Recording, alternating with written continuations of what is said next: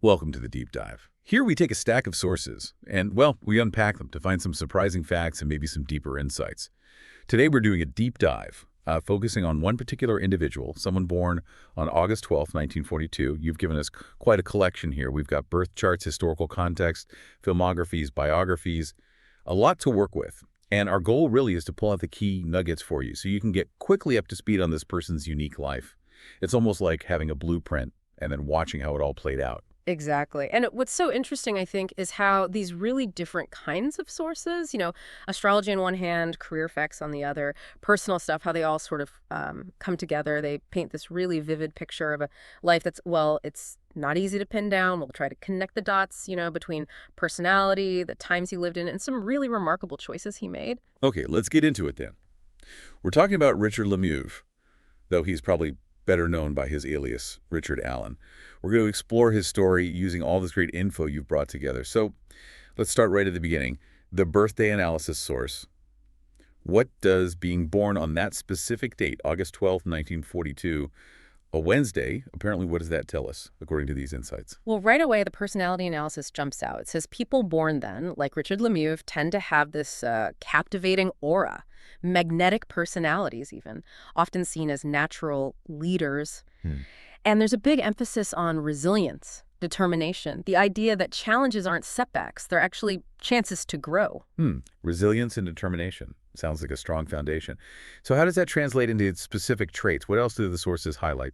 They mention things like analytical skills, being assertive, thinking strategically, and being really adaptable. Plus, a knack for creativity and innovation, often leading to, quote, groundbreaking ideas. So yeah, sounds like someone who thinks differently right from the start. Interesting. And what about influences? What do the sources say was important for someone like him growing up? Two things really stand out. First, the pivotal role of education. And second, the importance of good, nurturing relationships, especially with their mothers. This seems really key for their emotional well-being, building confidence, forming strong bonds later on. Supportive environments seem crucial. Right. That makes sense. So given that sort of personality profile, what are they looking for in relationships? Good question. The analysis says they seek out people who are broad-minded, open-minded, people who appreciate, different perspectives, maybe even unconventional ideas. They really value intellectual connections, stimulating conversations. And relationships work best when their partner acknowledges and appreciates what they bring to the table. They might have a harder time with people who seem careless or sort of dismissive of their views. What's really striking is how practical some of this gets. The source actually lists actionable insights in quotes, like challenges are opportunities for growth, or education is the key, and intellectual companionship and mutual appreciation are vital. It's almost like a mini self-help guide tied to a birthday. And just to complete that picture, the source also gives us the signs. Leo in Western astrology, Cancer in Vedic, life path number 9, and the horse in the Chinese zodiac. Plus, just for context for you listening, as of today, he's 82 years, 10 months, and 3 days old. His next birthday, August 12th, 2025, that'll be on a Tuesday. Okay, so that's the kind of personal blueprint. But how did his life intersect with the wider world, the times he lived through? What generation does he belong to? Yeah, the sources place him in the silent generation. That's typically folks born roughly mid-1920s to early 1940s. So his formative years were really shaped by that post-war era, a time of pretty significant social change. It gives us a historical backdrop right away. And something really fascinating in the August 12, 1942 facts source is how basic legal milestones, like when he could vote or get a driving license, how much that varied depending on where he was. For instance, August 12, 1960. That day he could vote, open a bank account, even buy a SIM card in the US, India, Philippines, UK, and Canada. Pretty uniform for those key things at that specific time. Right, but that uniformity is actually the exception that proves the rule, The bigger insight here is how much your path to legal adulthood is shaped by geography. Because look at driving. A learner's permit. He could get that in the US in 57, but had to wait till 59 in the UK. A full license, 1960 in the US, Philippines, Canada, but not until 1963 over in the UK. It really shows how these societal rules just overlay onto anyone's life, whatever their personality. Yeah, that's a really good point. And that pattern continues with other big life events too, doesn't it? Oh, absolutely. Take the age of consent. It was August 12th, 1958 in the US, Philippines, UK, Canada. But 2 years later, 1960, in India. Marriage without parental consent, mostly 1960 again, but India was later, 1963. Even things like drinking or smoking ages varied. Drinking in the Philippines and UK from 1960, but 1963 in the US and India. And the source adds useful note here, just reminding us that age of consent laws are complex, they vary, and specifically in the U.S. as of 2021, 16 is common, but some states are 17 or 18. Just good context for you. And tucked away in all this foundational data, there's even this slightly quirky calculation about becoming a millionaire. It estimates he could have hit that mark by September in 1988, assuming, certain savings and investment rates. And it adds this little note. Believe in yourself, and it's never too late to start. Kind of motivational. Okay, so we have the person, the times. Now let's get into his professional life, which I think is fair to say is probably the most distinctive part of his story in these sources. He became known by a different name, right? I mean, what was that era like? Yes, exactly. Widely known as Richard Allan. And the sources identify him as a major French pornographic actor during what they call the golden age of French X-rated cinema. That period is roughly 1973 to 1984. It was a unique time for that genre in France, apparently known for a certain artistic flair mixed with commercial drive, before home video kind of changed everything. He even got that nickname, didn't he? Queue de béton, concrete tail. And there's that anecdote about how he started. Kind of funny, actually. Apparently, he had trouble performing on camera at first because of stress and had to develop some kind of mental technique. That's the story, yeah. He had to figure out how to, quote, dissociate his intellect from his organ. Which is, well, it's certainly one way to handle performance anxiety. Maybe speaks to that adaptability and ingenuity we talked about earlier. Finding a way, even in a very unusual situation.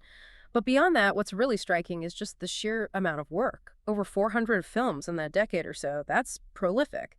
And his wife, Lillian, she also became an actress in the same field.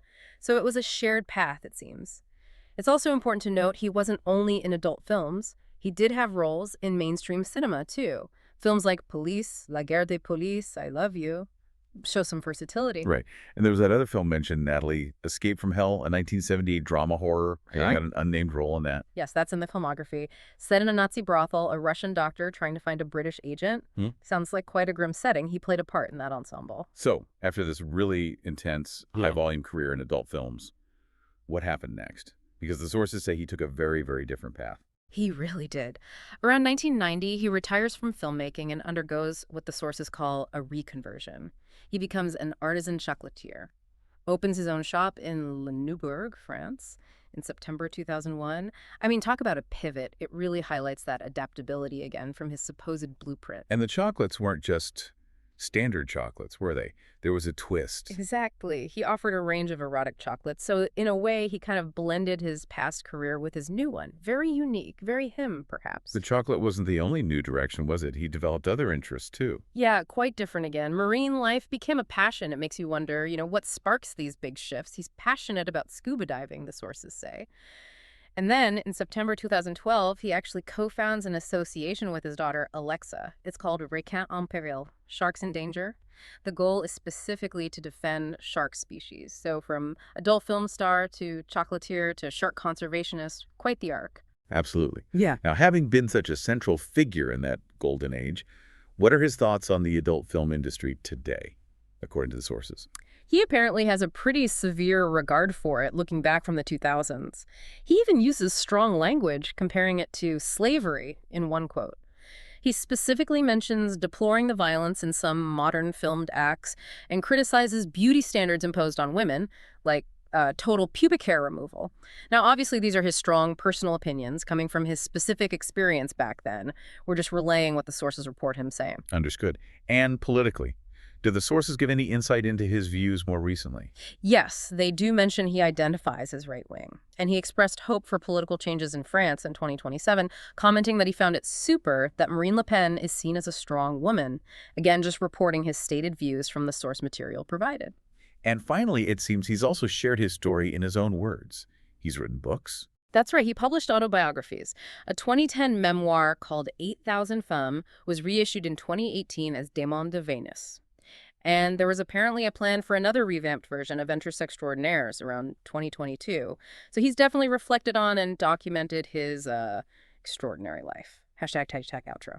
Wow, what a fascinating journey we've just mapped out. Richard Yeah. Lemieuvre, born August 12, 1942. We started with that astrological blueprint suggesting magnetism, resilience, then traced his path through that golden age of French adult cinema, and followed him into these unexpected later chapters as an artisan chocolatier and, remarkably, a sharp conservationist. Yeah, it's really interesting to see how those early personality traits, things like valuing education, needing intellectual connection, thriving on challenges, how they seem to kind of echo through all these unconventional turns. Hmm. That ability to adapt, to innovate, whether it was on a film set or, making chocolates or fighting for sharks, it really does seem like a constant thread. Hmm. And looking at those specific dates for legal ages in different countries, that was a great reminder of how the external world, its rules and timelines, impacts everyone's path, no matter their inner blueprint. Absolutely. Which maybe leaves us with a question for you, the listener, to think about. How much of any life is really down to some kind of inherent blueprint, those predispositions we talked about, versus how much is shaped by the choices someone makes, how they adapt, and just the specific time and place they happen to live in? It's that nature versus nurture, choice versus context kind of question, isn't it? It really is. Plenty to think about there. We hope this deep dive gave you some interesting insights and maybe sparked a little curiosity about your own blueprint and the paths you choose to take.